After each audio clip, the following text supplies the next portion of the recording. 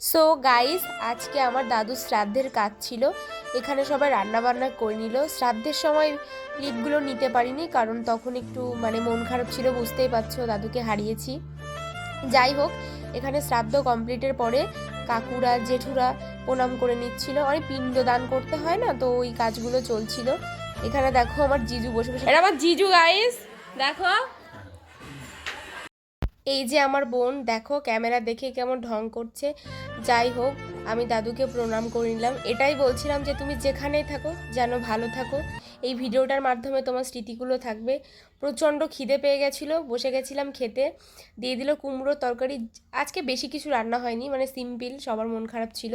আমি খেয়ে নিলাম। তরকারিটা এত টেস্টি হয়েছিল না, এখানে একজন ডাল দিতে গিয়ে আমাকে তো পুড়িয়েই দিচ্ছিল, তোমরা তো দেখলে। যাই হোক, এই যে আমি খাচ্ছিলাম। আমাদের বাড়ির বড় সদস্য খাচ্ছেন এখন। যাই হোক, এখানে কাকুরা জেঠুরা যাচ্ছিল পিণ্ডটা জলে দেওয়ার জন্য। এটা তো তোমরা জানো যে পিণ্ডটা জলে দিতে হয়। যাই হোক, খাওয়া দাওয়া খাওয়া হয়ে গেছে, আমি এখন বাড়িতে যাচ্ছি। প্রচণ্ড কষ্ট হচ্ছে, সারাদিন না খেয়ে শ্রাদ্ধে বসলাম, প্রচণ্ড কষ্ট হচ্ছে। বাড়ি গিয়ে কথা বলছি, টাটা।